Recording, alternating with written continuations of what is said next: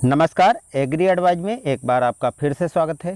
दोस्तों, जो हम धान की रोपाई करते हैं तो नर्सरी से लेकर के और कटाई तक हम काफ़ी अधिक मेहनत करते हैं, काफ़ी अधिक उर्वरकों का प्रयोग कर देते हैं, तरह तरह के ग्रोथ प्रमोटर का प्रयोग करते हैं और अन्य कीटनाशक आदि का काफ़ी प्रयोग करते हैं। उसके बाद हम फिर भी खरे नहीं उतरते हैं, क्योंकि पता नहीं पीछे कौन से कारण रह जाते हैं, या आप सोचते हों कि हम कौन कौन सी चीज़ें प्रयोग करते हैं।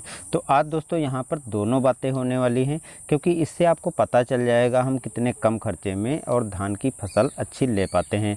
आज हमारी धान की जो हमने रोपाई की थी 17 दिन की फसल हो गई है।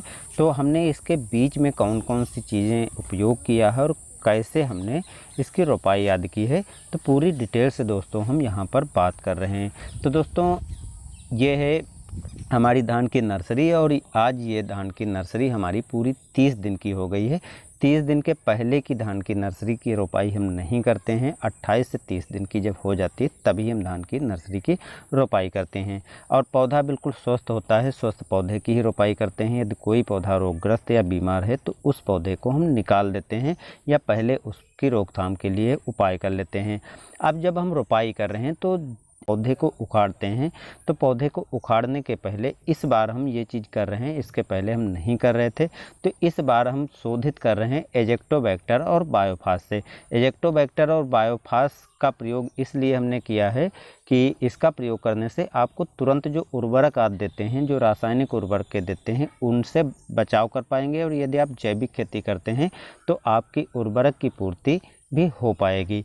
अब इस प्रकार से हमने इसकी रोपाई कर दी है और रोपाई करने में भी हमने ध्यान रखा है कि जो हमारी पौध है वो 30 दिन की हो गई, बिल्कुल स्वस्थ एकदम पौधा है। ये जो हमारी धान की किस्म है 120 दिन में ही पककर तैयार हो जाती, इसलिए रोपाई करते समय भी इसमें थोड़ा ध्यान रखा है हमने। पौध से पौध की दूरी और लाइन से लाइन की दूरी हमने 6 इंच रखी है, तो इस बात का भी हमने ध्यान रखा है। इसके बाद हमारी धान की नर्सरी रोपाई करने के बाद अब 7 दिन का समय हो गया और 7 दिन के समय पर हमने दिया है यूरिया के साथ जिंक मिला करके, क्योंकि जिंक की हम सीधे बुआई नहीं कर सकते, इसलिए हमने यूरिया का भी यूज किया है।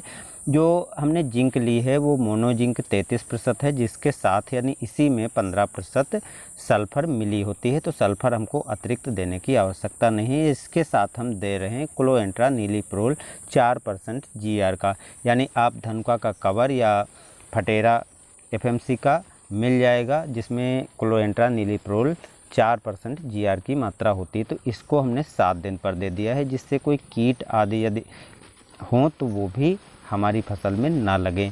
अब इसके बाद अब हमारी फसल हो गई है 9 दिन की और 9 दिन पर हमने दिया है NPK 12-32-16।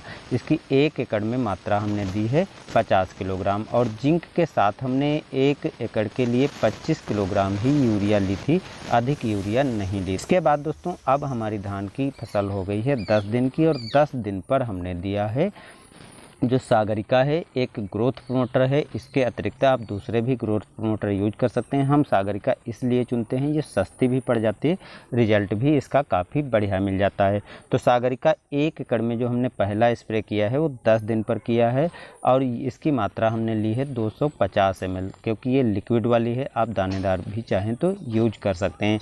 और इसकी हमने स्प्रे कर दिया है, स्प्रे हमने किया था सुबह के वक्त और आज दोस्तों है 5 जुलाई। तो आज आप देख सकते हैं कि 10 दिन के अंतर में आपको कितना फ़र्क दिखाई पड़ रहा होगा। यानी जब हमने इस पे स्प्रे किया था उसके बाद से आज केवल 5 दिन का अंतर है और 5 दिन में ही आप देख सकते हैं कितना पौधा हमारा विकसित हो रहा है, कल्लों का विकास कितनी अच्छी तरह हो रहा है। तो बस कारण ये रहता है दोस्तों, जो हम खेती करते हैं वो एक सही तरीके से कब कितने समय पर कौन सी चीज़ देनी है और कितनी मात्रा में देनी है, तो मात्रा और समय का हम ध्यान रखते हैं और इस तरह से हम अच्छी पैदावार भी ले लेते हैं।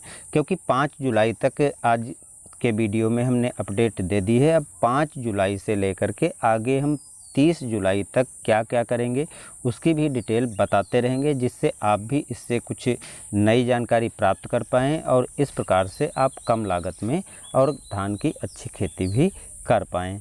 तो उम्मीद है दोस्तों ये जानकारी आपको काफ़ी फ़ायदेमंद लगी होगी, इसलिए वीडियो को लाइक और शेयर करना मत भूलिएगा। चैनल पर नए हैं तो सब्सक्राइब कर लेना ऐसी ही अच्छी जानकारी पाने के लिए। धन्यवाद।